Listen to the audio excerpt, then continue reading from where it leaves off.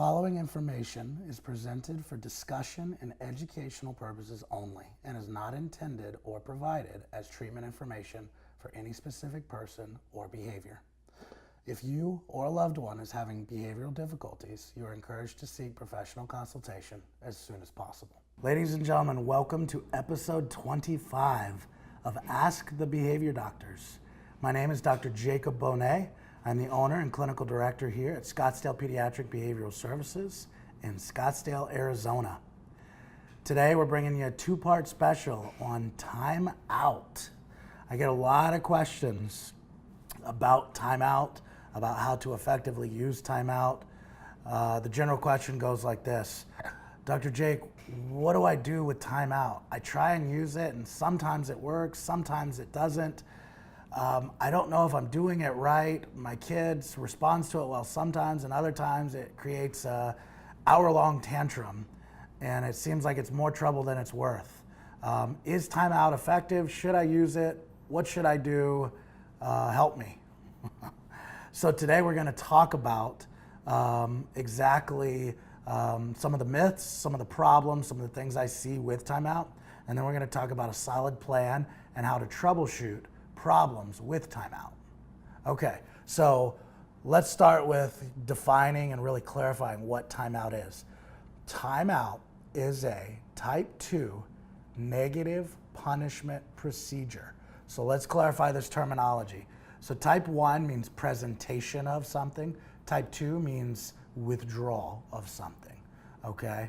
So because it's type 2, we are withdrawing reinforcement from the environment or the child from the environment in an effort to decrease the behavior. So we're removing something, which means negative, and we're trying to decrease the behavior, which means punishment. Remember, there's only 3 types of consequences: reinforcement, punishment, and extinction, okay? So punishment is one of our only 3 real consequences here. So obviously punishment is a great way to rapidly decelerate behavior. Punishment gets a bad reputation because it sounds bad, it sounds mean, it sounds aversive. Punishment doesn't get a good rap in a lot of places. However, punishment, by its very definition, decreases maladaptive behaviors. It's very useful, and it should be a part of any well-trained person's toolbox in trying to decrease inappropriate or maladaptive behaviors. So the big thing about Timeout being effective is that time in has to be really interesting and rewarding. So the biggest problem I typically see with Timeout is that the difference between the time in environment and the time out environment is not very different. There's not much of a discrepancy. So what happens is, because there's no differences in the environment, you're not going to get a lot of differences in the behavior in or out of Timeout. So the time in environment is the stimulating environment. That's the environment you want your child to be a part of. Time out is the environment that you are literally, like I said, removing that reinforcement contingency, trying to decrease your child's naughty behaviors. So you want time in to be awesome. You want it to be super stimulating. You want it to be very motivating, very fun. And you want time out to be as boring and non-reinforcing as possible. So you have to create drastic differences between time in and time out. So there are 2 basic types of timeout. There's exclusionary and non-exclusionary. Exclusionary means bringing your child to a different environment, putting them in a different place, or bringing everyone in the environment away from them. Okay, so that's exclusionary. Non-exclusionary is when you keep the child in the environment, but maybe put them in a chair, turn the other way, or you allow them to watch what's going on in the environment, but not allow them to be part of the environment. So again, those 2 types, exclusionary, non-exclusionary, we'll talk about good times when to use one or the other. All right, so we're gonna go to our myths about Timeout that I hear from parents all of the time. Number 1 myth is, Timeout doesn't work, Jake. I've tried it. It doesn't work with my kid. Timeout's silly. It's just not effective. Okay, it's one of the most common statements, one of the most common myths I hear from parents. This is most likely due to ineffective or inconsistent implementation of timeout. This doesn't mean that timeout itself is broken. It means the way you're doing it or the pattern that you're doing it in is not consistent, is not evidence-based, and is not effective. So just because you're doing it ineffectively doesn't mean the procedure doesn't work. Again, when I go into homes, I would estimate at least 70% of the time when I do see parents who haven't been trained using timeout, they're doing some part or all of it ineffectively. So again, I think that is probably due to an ineffective or inconsistent implementation, not to the procedure itself. So the second myth, my child thinks timeout is a joke. Well, if your child laughs and thinks your timeout is a joke, number one, it's probably not a good timeout procedure. Number two, you probably have a minimal difference between your time in and your timeout environment. Of course, a child thinks it's going to be a joke if time out looks just like time in with maybe one or two differences. That's not enough to make time out effective. Your time in environment has to be drastically different than your time in environment. So that's typically what I see when children kind of think it's a joke or think it's silly. It's because there isn't really a difference between the two environments.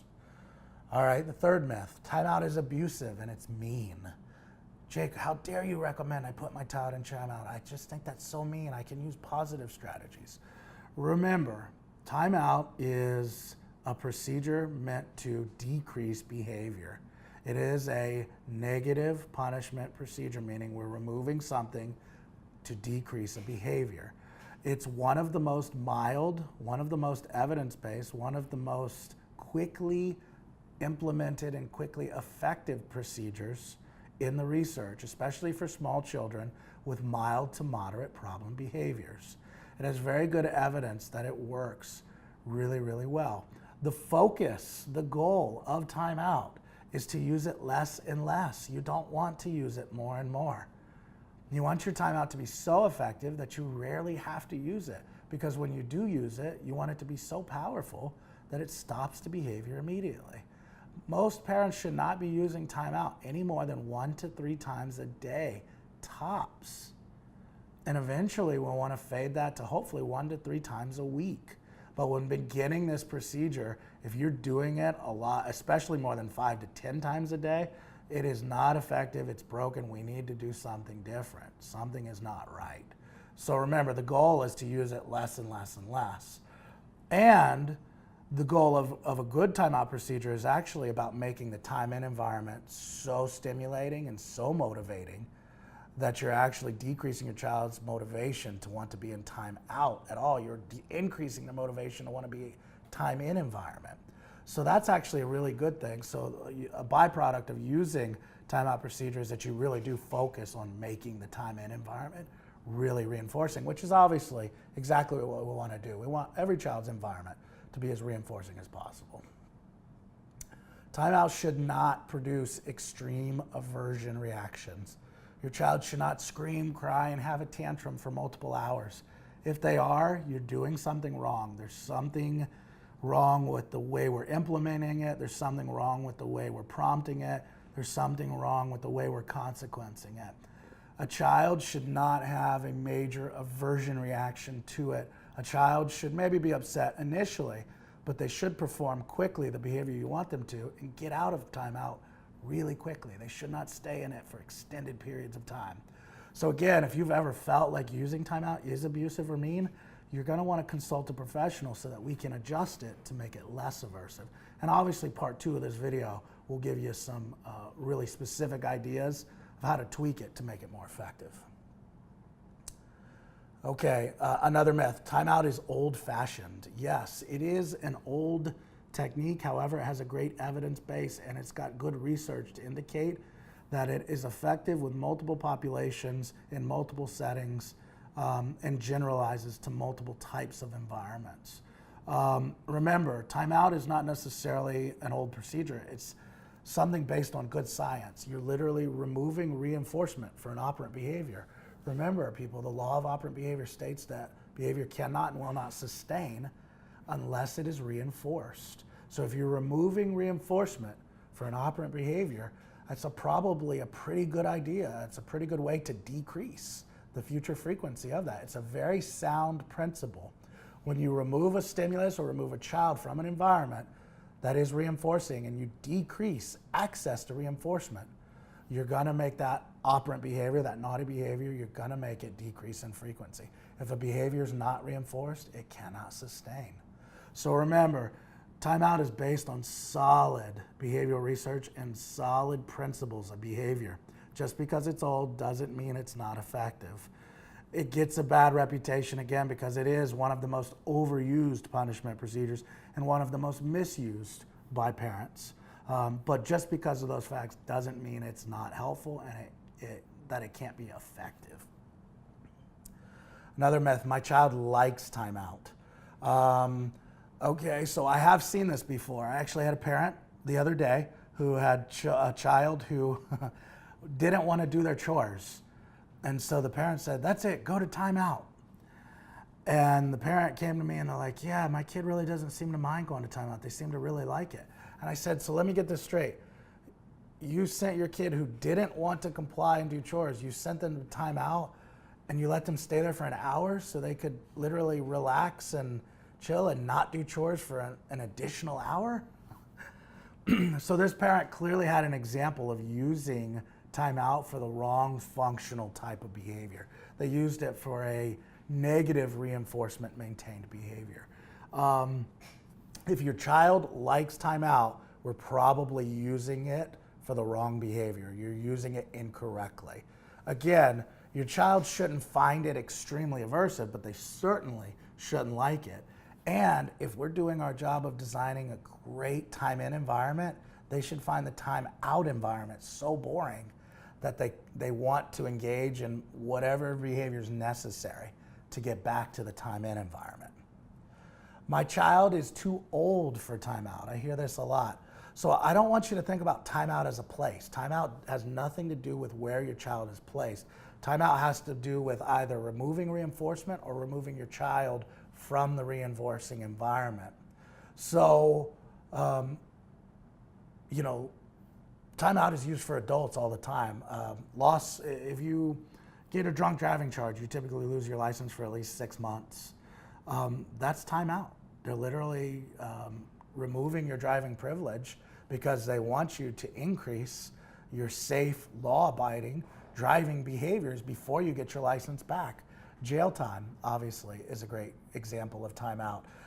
When you're mad at your partner and you're giving them the silent treatment, they're putting you technically in a timeout condition. They're trying to use the withdrawal of reinforcement of their love and attention to decrease your behavior that they find problematic. So I don't want you to think that timeout ever stops being effective based on someone's age. It's just the way we use it changes and evolves as we get older. Again, we'll talk about some ideas in part 2 for children that are a little bit older. I can't do it in public, Jake. I can't do timeout in public because there's so many people around and it's embarrassing or it's just not possible. Again, going back to that concept of timeout is not about a place. It is not about a setting. It's about that principle of removing reinforcement or removing the child from the reinforcing environment. For example, if a child's seeking attention, you remove that attention until your child engages in appropriate attention-seeking behaviors that you specify. So let's say your child is making annoying, disruptive noises in public. You can easily stop talking to that child. You can talk to another child or talk to your partner, and then you can easily tell your child, as soon as you start using appropriate words or as soon as you can be quiet for at least a minute, mom will talk to you. Until I can hear you be quiet for a minute, I'm gonna ignore you or ignore this behavior and talk to someone else. Again, you're putting that child in a timeout condition. You don't need to change the setting. You don't need to have a naughty chair. You don't need to put the child in the corner. You're literally implementing an immediate timeout procedure and specifying the behavior you want. And as soon as your child gives it to you, you're going to end the timeout condition. Ladies and gentlemen, that brings us to the end for today. That's our part 1 special. Again, just kind of wanted to review some of those myths. We want to thank you for joining us today. We want to encourage you to please continue submitting those questions to us at info at scottsdalepbs.com. We want to thank our photographer, Mr. Philip Carnevale of philipcarnevalephotography.com. We want to thank you again for submitting those questions to us and joining us here at Scottsdale Pediatric Behavioral Services and Ask the Behavior Doctors.